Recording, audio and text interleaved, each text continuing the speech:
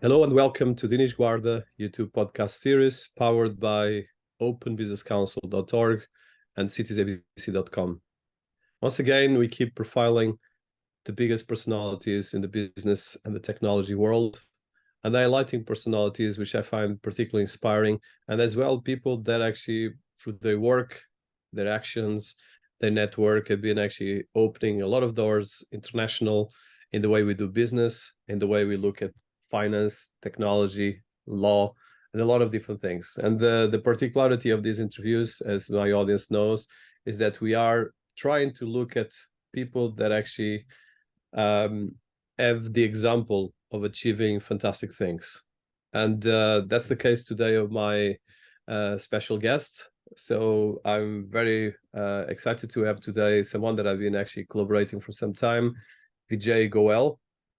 So Vijay is a personality that you cannot put in a box because he's been working a lot of different things, being a very high-profile lawyer and business leader, but as well a personality that has been touching a lot of areas, from trade corridors to governments to legal setups, chambers of commerce, charities, and a lot of different things.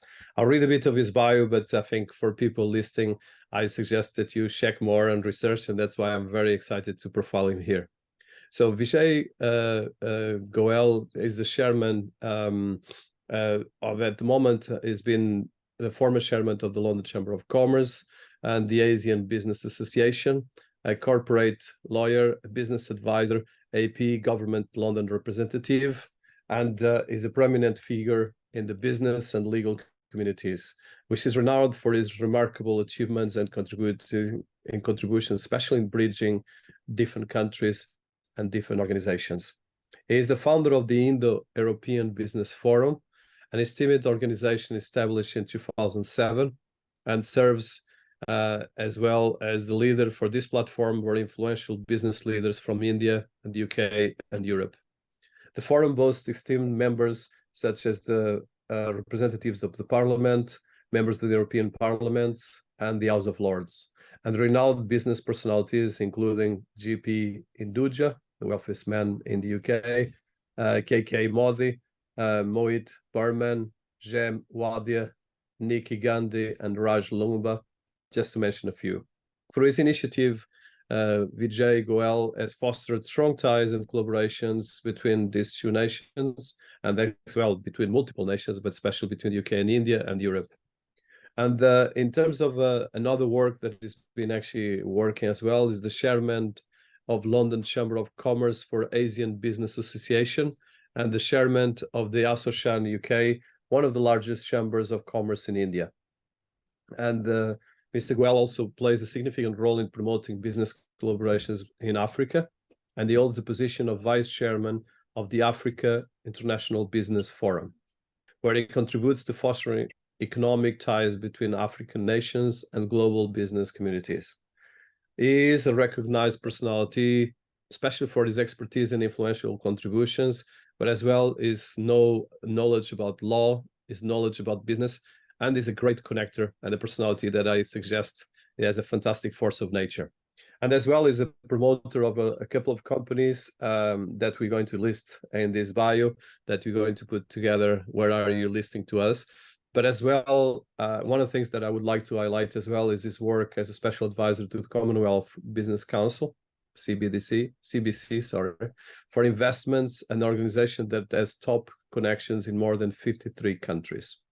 And in terms of his business, of course, as a lawyer, Mr. Goel has been working at Singania and Company, his law firm, for more than 15 years, where he has been advising clients on matters related to corporate law and laws relating to joint ventures and foreign contributions.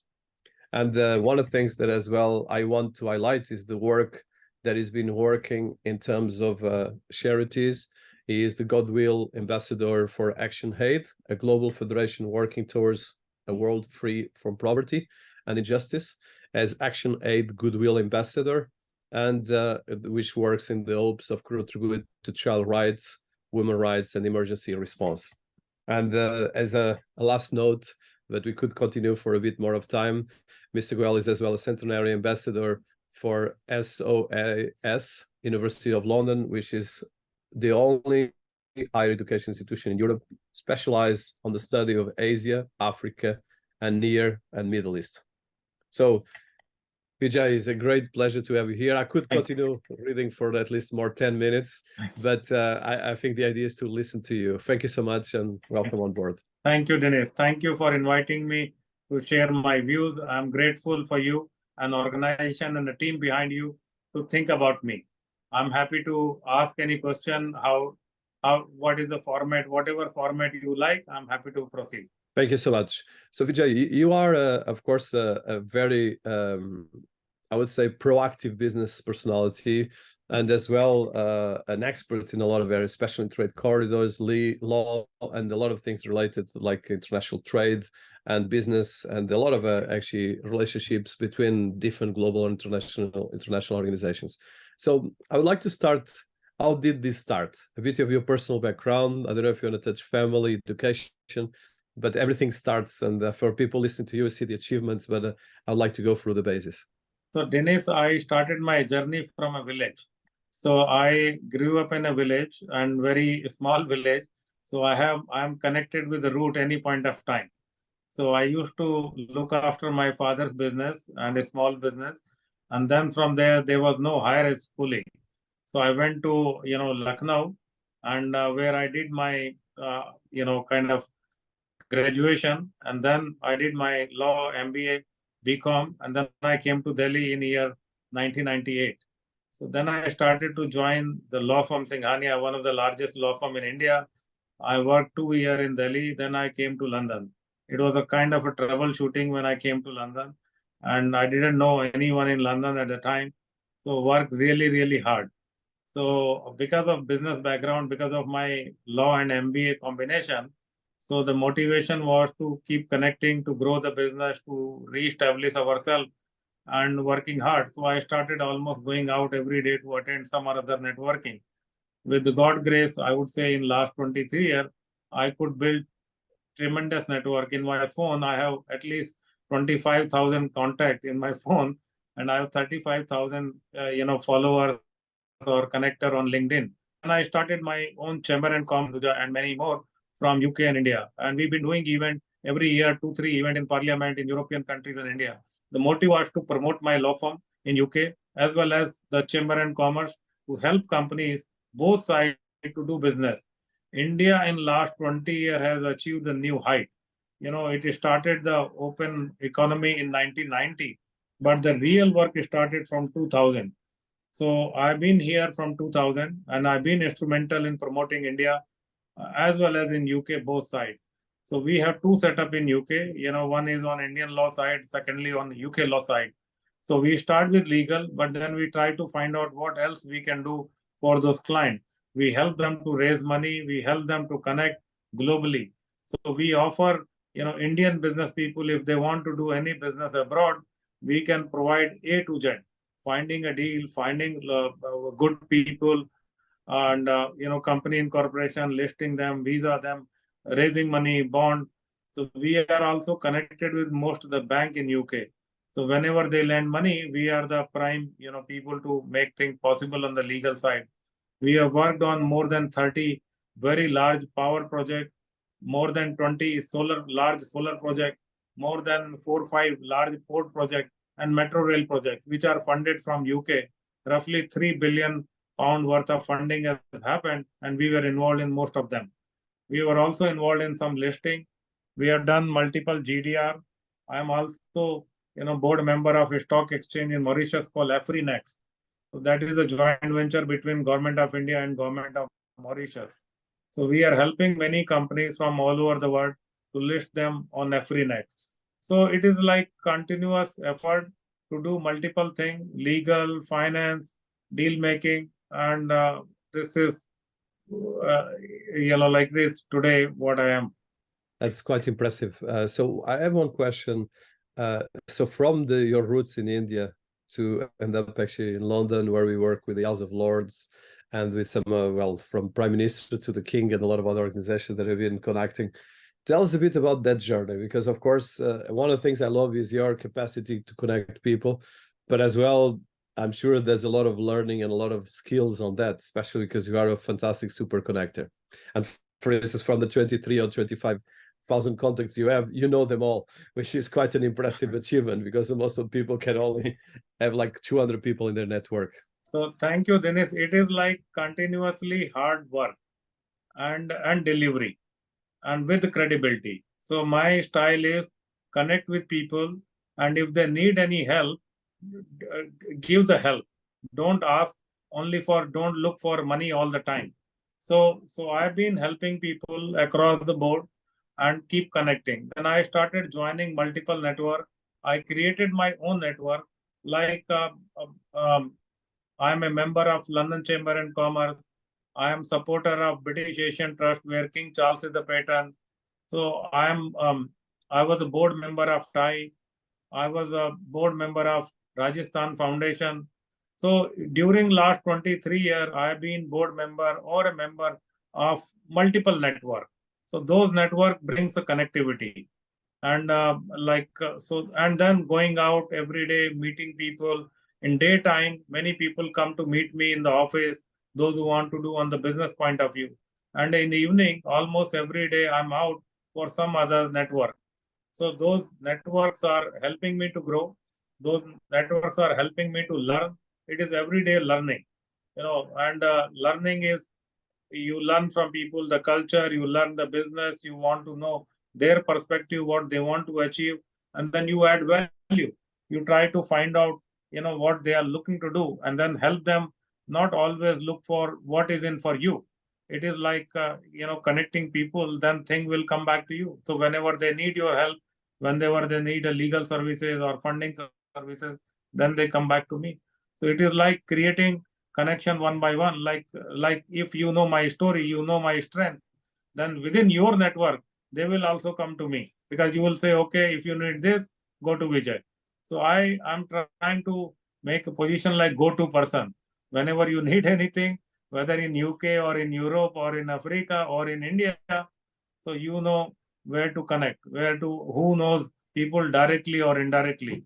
So that's the network I'm trying to build. And definitely, you have one of the best networks in the planet. So, Vijay, so in terms of, I want to touch a bit of the cultural nuances between India. Like you said, India in the last 20 years became, well, it passed from an emerging market to become one of the biggest powerhouses in the world. And at the moment, we actually, here in the UK, where I'm based, and we actually have a prime minister from Indian origin. So, and as well, if you look at the achievements of the Indian community worldwide in business and technology is overwhelming.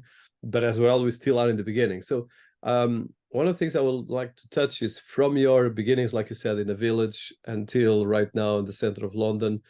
What would be the specific things that you saw in terms of nuances of cultural changes in India and even in the UK, and how you see this kind of world of connections that we are living right now?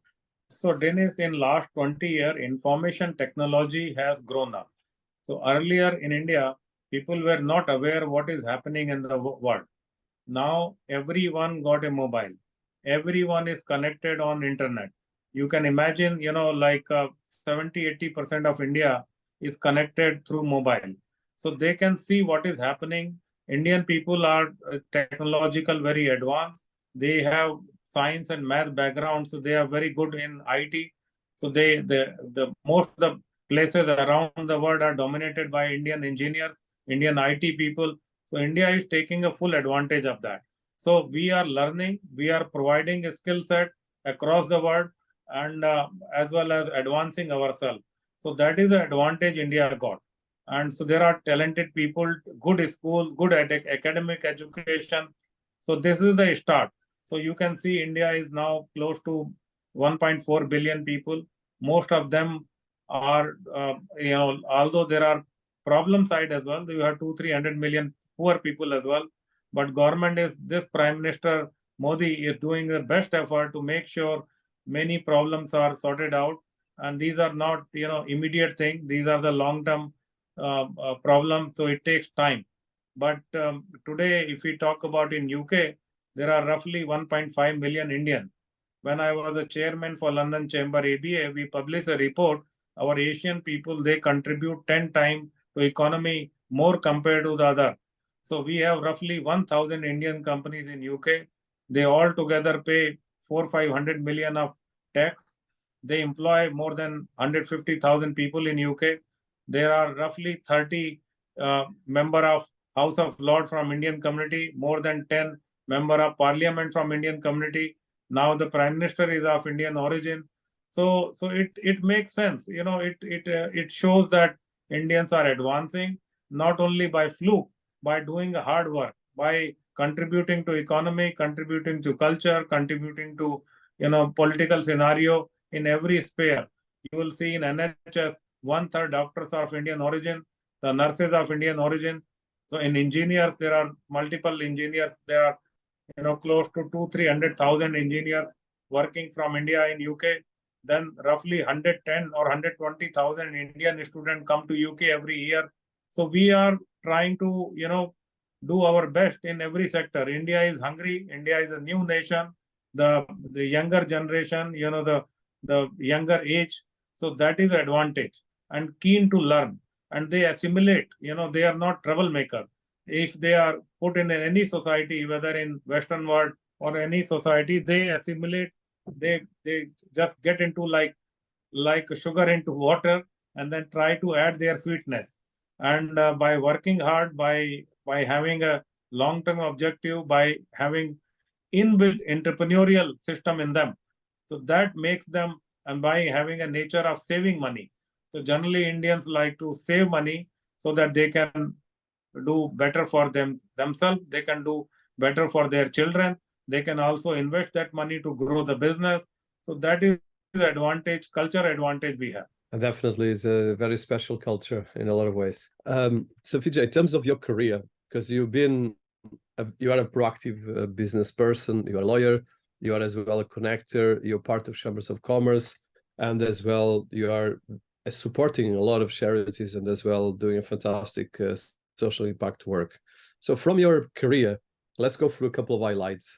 If you mentioned, of course, the law firm, you mentioned the chambers of commerce and business networks. What would be the ones you would like to highlight for our audience and tell us about a bit about that? So one main thing, Singhania and Company, my law firm, which is to promote business between UK and India. That's number one objective. Number two objective is Chamber and Commerce. So I'm a chairman for Indo-European Business Forum that promotes business between UK and Europe. And then third one is a vice chairman for Africa Business Forum that helps Indian businessmen to navigate Africa. Then I'm as a board member of Mauritius Afrinex Stock Exchange that helps on listing side, plus role at various charities. So I'm a trustee for Singhania Foundation, which under that we have multiple education institute in India. I am also brand ambassador for Barnardo's, one of the biggest charity in UK where royal family is supporter. Earlier Queen was a patron. So Barnardo raised roughly 300 million every year for the upliftment of children, those who are orphan children. We offer more than 10,000 line of services in UK. So that's another one of the charity which I support and create visibility and do fundraising. Action Aid, another charity where I'm a brand ambassador. I have very passion about it. So this charity is supported by World Bank, supported by EU, supported by multiple big organizations. They are proactive in most of the world. Then there's an organization in India called Rajasthan Bal Kalyan Samiti, where I'm a trustee. They have more than 100,000 students in India. They provide education and healthcare. Another charity called Mukul Madhav Foundation, which again I'm a trustee. So Ritu Chabaria, daughter of Mr. G.P. Hinduja, is super passionate on that charity. Last year, I think we have raised £500,000 and did multiple good things during COVID time in India. We sent the cylinders, gas cylinder, oxygen mask, and multiple things. She is one of the role model and very passionate about supporting charities in UK as well as in India. So there are a number of initiatives which I'm involved apart from businesses to connect people, to help them wherever possible. And effectively, there's a lot of work on that direction that is quite impressive. So let's go a bit in terms of the details from some of these companies that you've been highlighting and organizations. So I don't know if you'll highlight one or two, but I would like to touch, because I know that that are key for business. And especially, let's start probably with the work with Singani and the legal part. So one of the things that I would like to touch, and I think, of course, this is not a channel about law and legal, but the legal part, the setting up business, doing trade corridors is super important. And like you mentioned, for instance, if you look at the economy of the UK economy, it's two of the biggest economies in the world. And there's a lot of nuances when you do business between countries.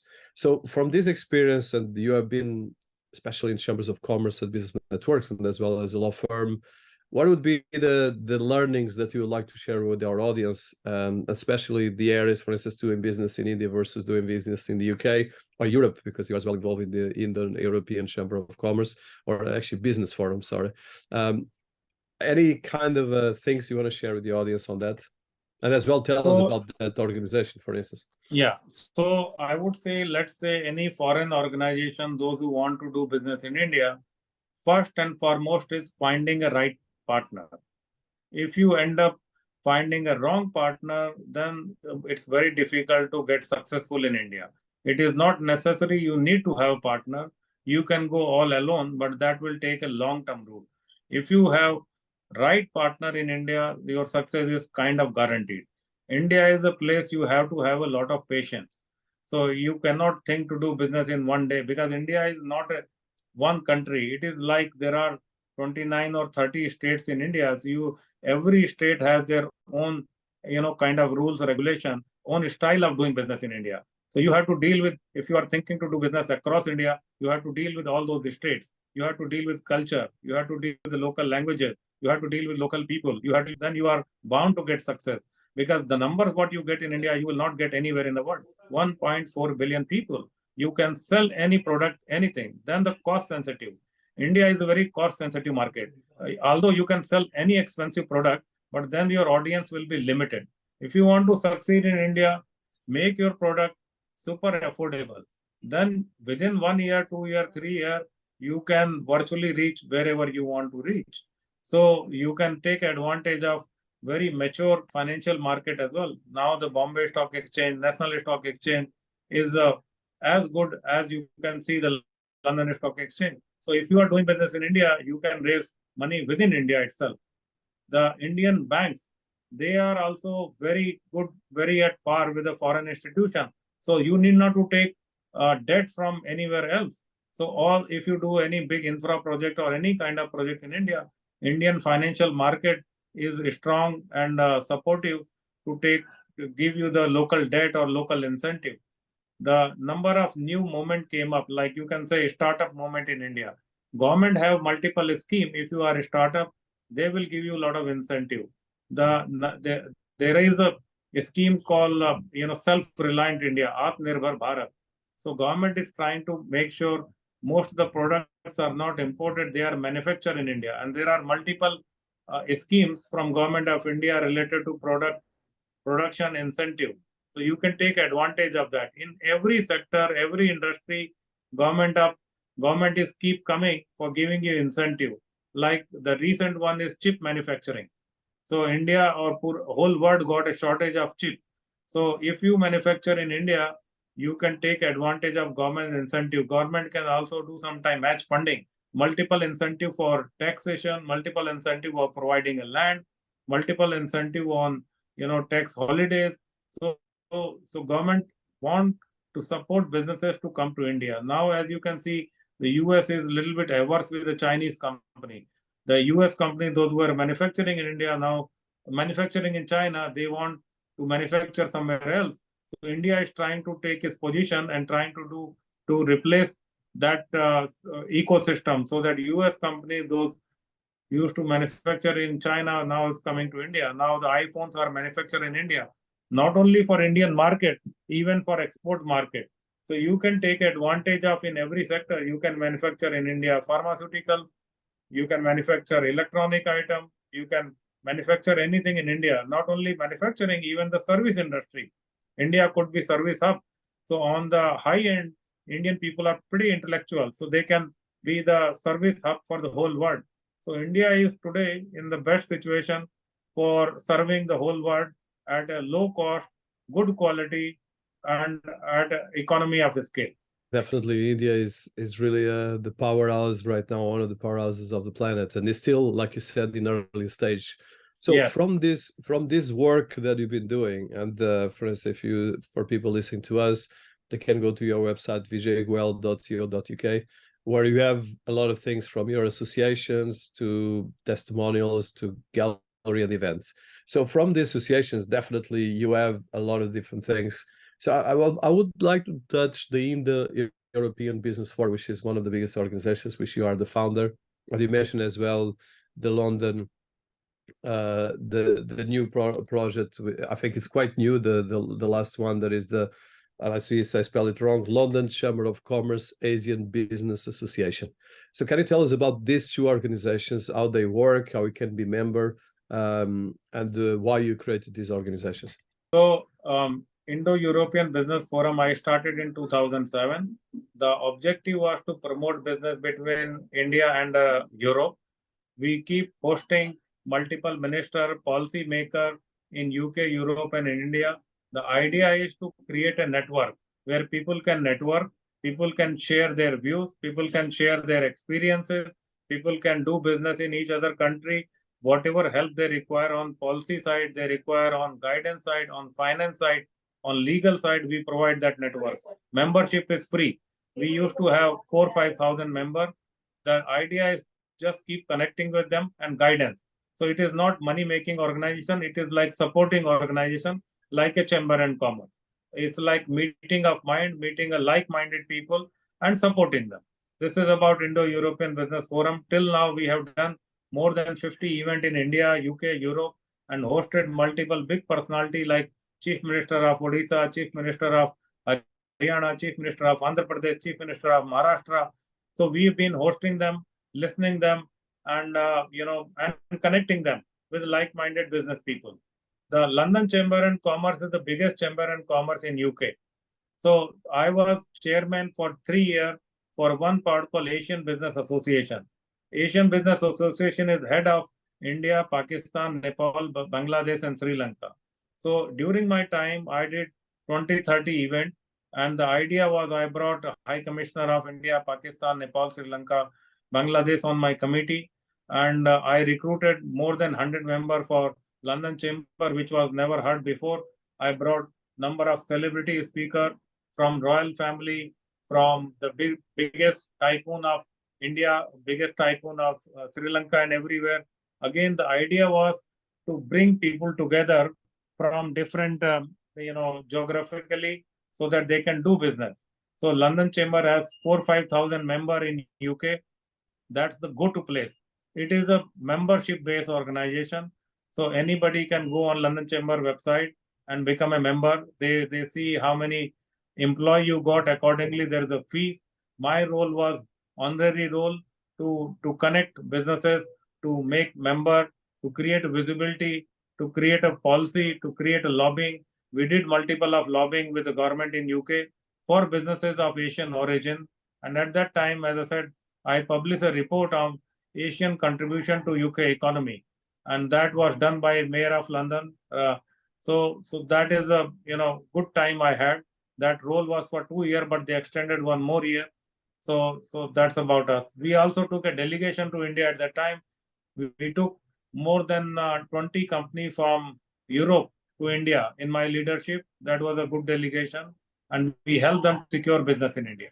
Which is an impressive achievement, and congratulations for that. So Vijay, one of the things I would like to ask is, from your experience working with these top organizations, and as well learning and seeing the challenges and opportunities that exist. So if you would be like 3 challenges that you found common in all the organizations you've been leading and as well part, what would be the 3? It can be 3 to 5, but what would be the biggest challenge you found so far when it comes to trade corridors, trade business, and the trade challenge for business and organizations? So one is bureaucracy. Wherever you go, and so there is a lot of bureaucracy you have to navigate. So you have to navigate the system. That takes time. Like anyone coming from India to UK, it takes time to be aware with the system, to know the system, and to navigate the system. So it's good to do a lot of research beforehand, whatever business you want to do. That's number one. Number two, lack of finance. Sometimes if you want to expand your business, so there's always shortage of money. How to access the cheap capital, how to access the money easily. That's another, it works both sides. The challenge is any Indian company coming to UK and Europe, everything is very expensive. Like if you compare 100 rupee equal to £1. So if they spend money in rupee, like convert, so everything becomes so expensive for them. So they need to know how economically they can expand their business in UK. Like the culture is also different. In India, if you do business, that's a different culture. In UK, if you do business, it's completely different culture. In India, if thing goes wrong, you can look after, you can manage things. In India, whom you know, and this connection. But in UK, you have to put all system method in right, because if thing goes wrong, there is no one to save you. Like in UK, you cannot think that, okay, we will deal with later. No, you have to deal then and there itself. You have to put all your, policy, procedure, everything right. So because here the phone call doesn't help anything. Like in India, the phone call can help you to set the thing right. That's another difference, in India and UK or in Western countries. So these are the, some of the thing you have to keep in mind when you do the business. Like from Western world to India, as I said, you need to find a right partner. So once if you have the right partner, half of your problem is sorted out. But that goes on both sides, UK to India or India to UK. So coming back to these challenges, and I think this is very important for anyone listening to us, whether you are a business leader, startup, or an employee, or you work in a technology or business company, because everything right now touches different areas. So as you've been working with governments and institutions, you just mentioned the challenge between the nuances in India and nuances in UK. So of course, India goes at a velocity and a scale that is not seen, I would say, any place in the world, probably the exception of China and some big economies. But so some case studies that you want to share with us, because in the end of the day, one thing, like you said, is about, for instance, in India, if you have the right partner, you can make a big business. But in the UK, it's much more about forming, and of course you need partners, but more about the way you comply with the law and the existing services and organizations. So from your experience, any case study you want to share with us, or one or two that you think it's important for the audience? Because it's, of course, you've been working with amazing case studies from the wealthiest people in the world to small charities. Anything that you think it's inspiring for our audience? Because I think this is examples and your expertise are very important. So we every year bring 10, 20 or 30 Indian companies to set up in UK. So some of them are super big, some of them are very small. So they come, want to explore the market, European market. The route to Europe is through UK, because in UK they feel at ease. The language is not a barrier in UK. The culture is not a much hindrance, because and then connectivity. 1.5 million people of Indian origin makes business. They are living bridge between UK and India. So once they come, they land at Heathrow. They see, most of the Asian faces. They feel comfortable. Even if they cannot speak English, they manage their show. The food is also like in UK. You can get like India, you have a lot of vegetarian people.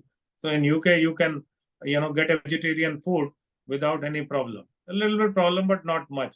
So once they come, they feel comfortable. Then they get connected with the Indian community. That helps them to navigate the system.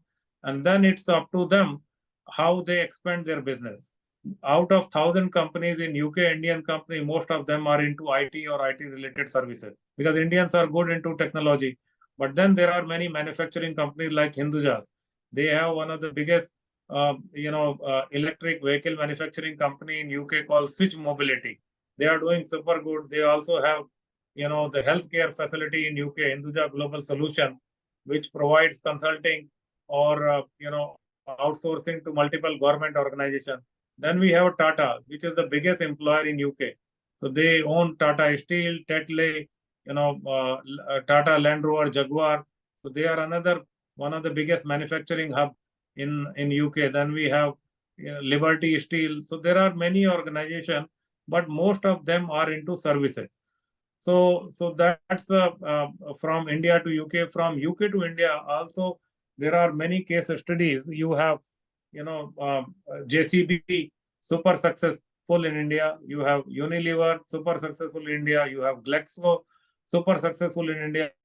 There are few hundred British companies super successful in India, and even some of them, they don't have any local partners. So it is not necessary you need to have a partner, but there are multiple those who have local partner, which gives them headway to basically secure project. We have Arup in India, Matt McDonald in India on the consulting side, and the UK government also has $1 billion of or even more line of credit for UK companies, those who want to do business in India. And so business is thriving both sides. The nature of the business is changing. Earlier, it used to be more manufacturing based. Now the new things are coming up, like you see the Indian company like OneWeb, they partner with the UK government and they've gone into satellite. So that's going very well. Then you have, like multiple UK defense companies super active in India. There are multiple partnership in education side.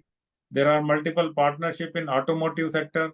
There are multiple partnership into healthcare sector. So all the new technology, new things are coming up. Earlier, India used to only import defense item. Today, there are roughly close to 40 Indian companies. They are exporting worth 2 billion worth of defense item to the world. So that's the change. In AI also, there are many Indian companies looking to enter into UK on AI and blockchain. So these are completely new things which will emerge. And you never know how technology is changing every day. What happens in next 2, 3 years, 5 years, nobody knows. So completely, and this is very important areas. So I want to touch a couple of things related with the nuances of doing business and how you look as well into the collaborations and partnerships. So you mentioned the importance of collaborations and partnerships, and especially when it comes to the relationships that you found between these chambers of commerce. So you mentioned the importance of chambers of commerce, business networks, and you created this a couple of the most influential inns. But from these relationships, let's look at an organization like the Indo-European Business Forum. So how do you deal with the complexities? You mentioned one of the challenges that business have is bureaucracy and lack sometimes of understanding the culture and these nuances.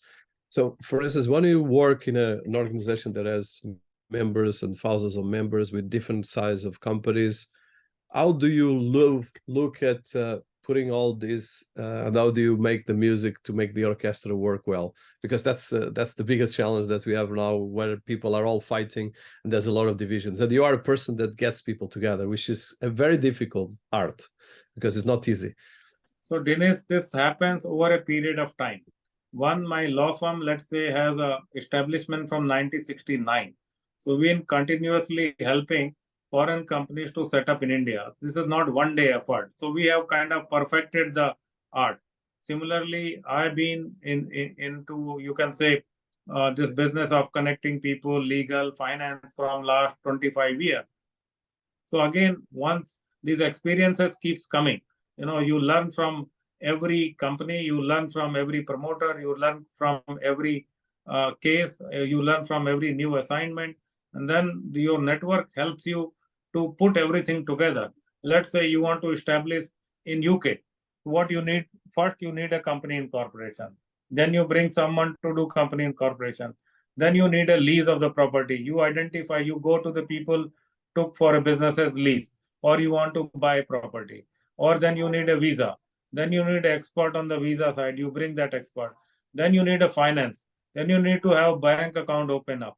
If as a new person, it will be very difficult to navigate everything, to know what is the regulation, because every industry is different. So you need to know everything which matters to related to your industry, how to recruit people in UK, how to expand your business, how to reach to your customer.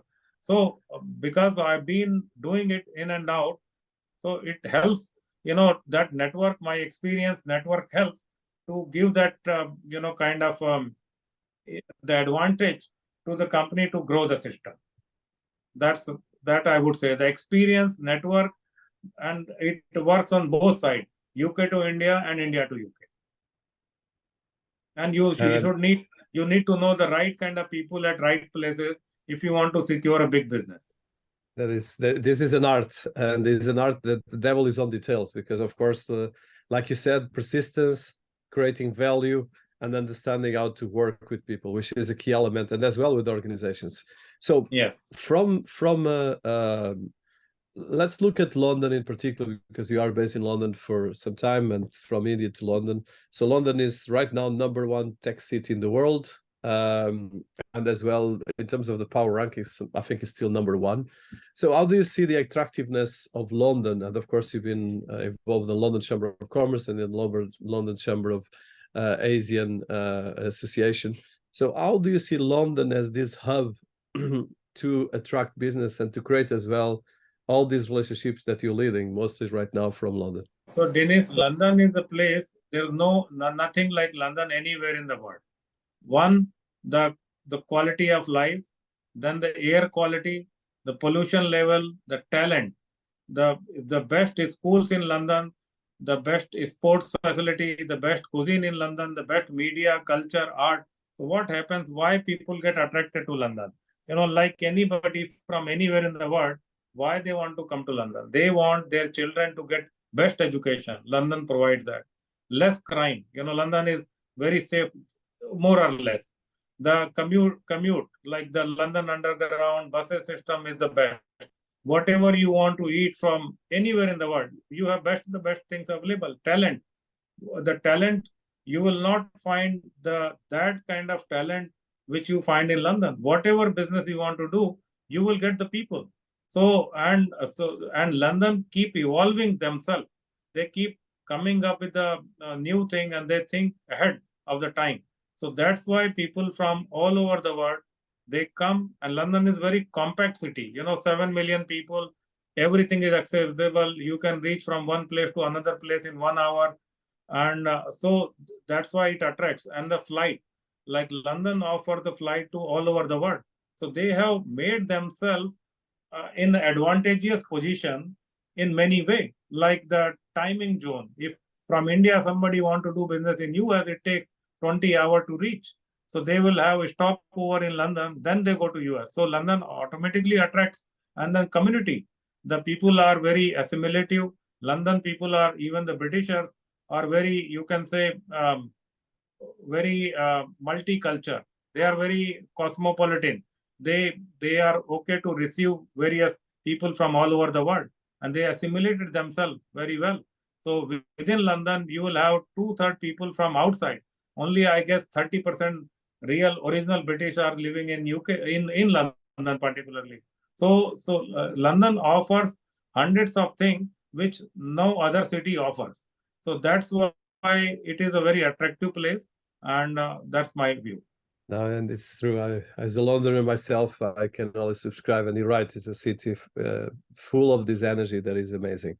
So I'm conscious of your time, but I still want to touch a couple of different things. So most of the world population lives between India and Asia.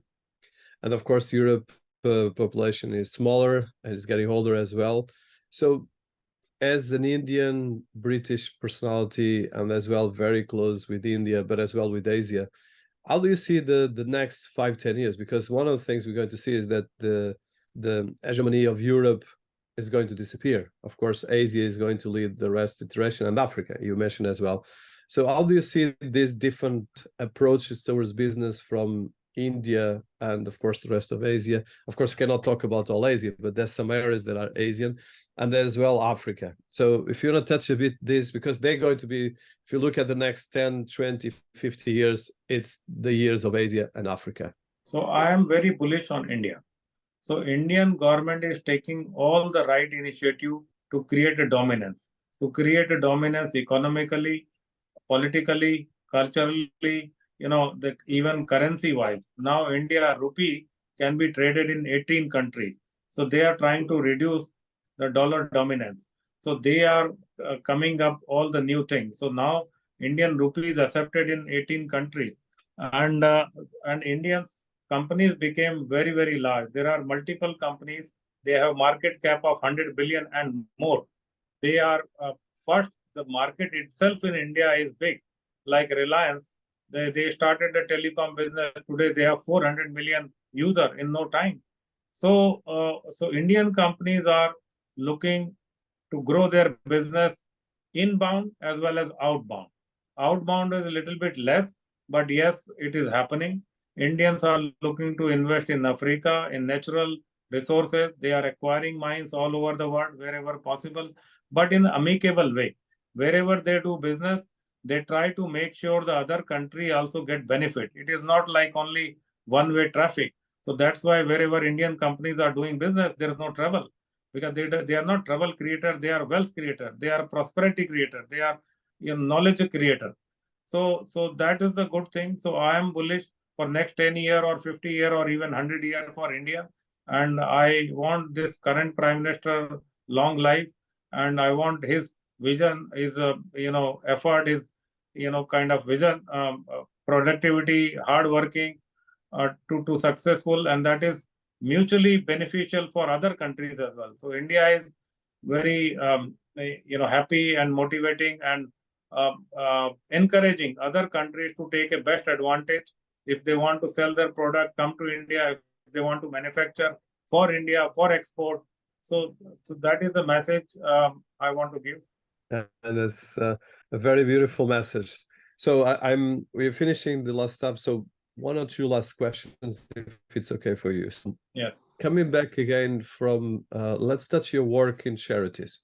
So you mentioned substantial raising of money in some of the organizations you have, but of course, for instance, India went from a very poor country where right now I think around, I would say 80% of India is already getting into a medium class status.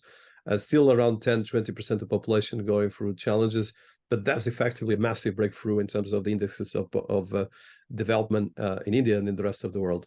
So in this work of charity, you've been highlighting children and as well education, and as well a lot of contributions. So I don't know if you want to highlight some of the organizations that you've been more involved, some of the work, some case studies I would like to hear from you. So as I said, I'm involved into multiple charities. One charity, Mukul Madhav Foundation, which we have in India as well as in UK.